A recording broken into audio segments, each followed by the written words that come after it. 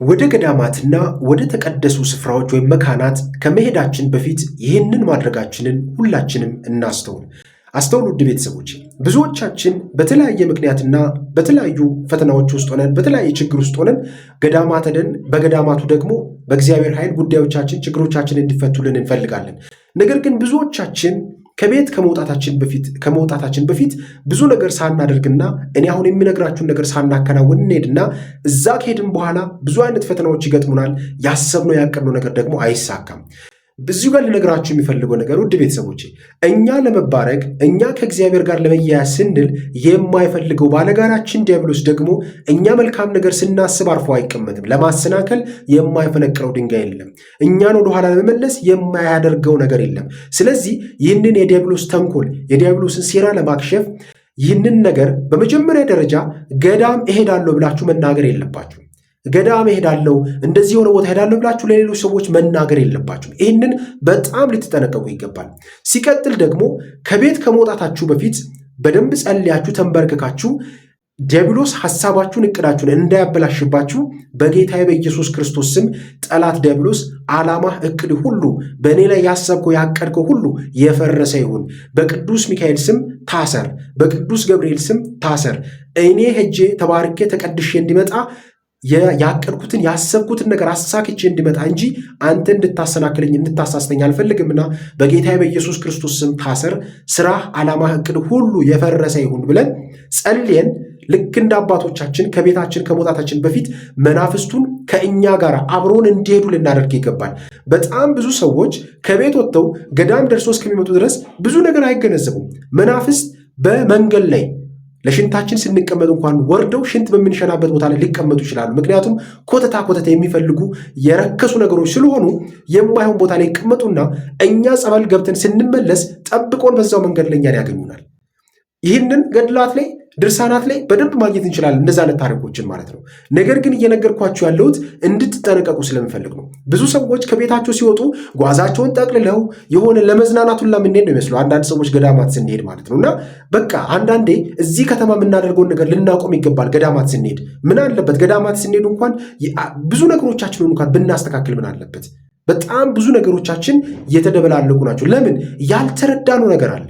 በረከት ለማግኘት ብለን ሄደን በመከራ በፈተና ውስጥ ሆነን የምንመለስ በጣም ብዙ ሰዎች አለን። ስለዚህ ዲያብሎስ እቅዶቻችንን፣ ዓላማዎቻችንን፣ የተዘጋብንን ነገር እንዳናስከፍት ሁሌ እሱ እስረኛ ሆነ እንድንቀመጥ ስለሚፈልግ እነዚህን አይነት ምስጢሮችን እንድታውቁ አይፈልግም። ስለዚህ ከቤት ከመውጣታችሁ በፊት ጸልያችሁ ሰግዳችሁ መናፍስትን አስራችሁ መውጣት አለባችሁ። ምክንያቱም እናንተ ወደዛ ስትሄዱ መንፈሱ ከእናንተ ጋር አይሄድም።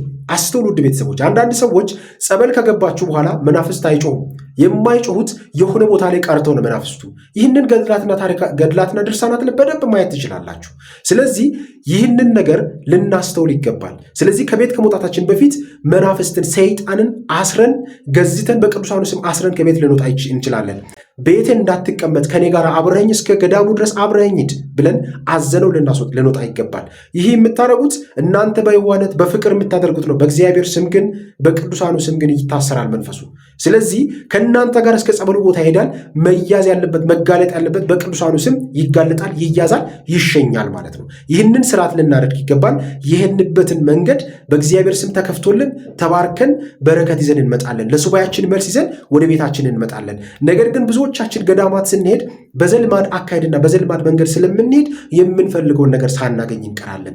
ብዙ አሉባልታዎች፣ ብዙ ወሬዎች፣ ብዙ ጫጫታዎች ብቻ ተመልክተን በማይሆን መንገድ ሄደን ወደማይሆን ፈተናና ችግር ውስጥ ገብተን ለቦታውም ድረስ ብዙ አይነት ፈተናዎችን የምናደርስ ሰዎች አለንና ልንጠነቀቅ ይገባል። ስለዚህ ገዳማት ከመሄዳችን በፊት የመጀመሪያው ስራ ማድረግ ያለባችሁ እንዲህ ቦታ ሄዳለሁ፣ እንዲህ ገዳም ሄዳለሁ ብለን ለሰዎች መናገር የለብንም። ሁለተኛ፣ ከቤታችን ከመውጣታችን በፊት እግዚአብሔርን አመስግነን ሰግደን እግዚአብሔር ለዛ ላሰብነው ቦታ አድርሶን በሰላም እንዲመልሰን የመናፍስትን ፈተና እግዚአብሔር እንዲያርቅልን ለእግዚአብሔር አሳስበን ነግረን በሕይወታችን የሚከሰተውን ፈተና የትዳር ችግር ካለብን፣ የአይነ ጥላው፣ የቡዳው፣ የሟርቱ፣ የመተቱ መንፈስ ችግር ካለብን እግዚአብሔር ይህንን ስራ እንዲያፈርስ ለእግዚአብሔር አሳልፈን ነግረን ከቤት መውጣት አለብን። ይህንን ነገር ነግረን ለእግዚአብሔር አሳስበን ከቤት ከወጣን በረከት በበረከት እንሆናለን። ለምን? እግዚአብሔር የሚፈትነንን ነገር እንዲያስርልን ቀድመን ቅድሚያ ስለሰጠን ለእግዚአብሔር አሳልፈን የሰጠነው ነገር ደግሞ አንድም ቀን ከስረው አያውቅምና ይህንን ልናደርግ ይገባል። ክርስቲያኖች አስተውሉ።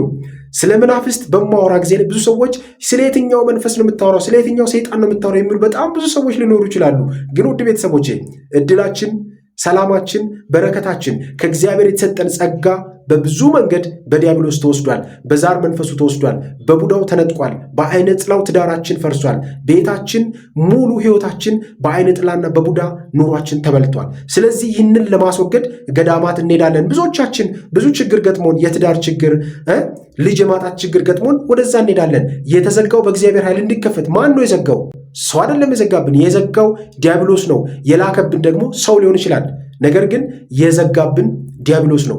በየትኛውም መንገድ ይምጣ እድላችን፣ በረከታችን የሚወሰደው በዲያብሎስ በሰይጣን በአጋንንት ነውና ይህንን እስራት ደግሞ የሚፈታው እግዚአብሔር አምላካችን የእመቤታችን የቅድስት ድንግል ማርያም ስለሆነ ለሱ ነግረን ከቤት ልንወጣ ይገባል። እስከ ገዳማቱ ድረስ አብሮን ሄዶ በእግዚአብሔር ኃይል እንዲዋረዱ የእግዚአብሔር ስም ከፍ እንድል ይህንን ልናደርግ ይገባል። እግዚአብሔር አምላካችን ከሁላችን ጋር ይሁን። ይህ ቪዲዮ መረጃ ከሰጣችሁ፣ ካስተማራችሁ፣ ጠቅሞኛል የምትሉ ከሆነ ይህንን የቲክቶክ ቻናል የቲክቶክ አካውንት ፎሎ አድርጉ፣ ላይክ አድርጉ። ሐሳብ፣ ጥያቄ ኮመንት ላይ መጻፋችሁን እንዳትረሱ። እግዚአብሔር አምላካችን ከሁላችን ጋር ይሁን። ይቆየን። አሜን።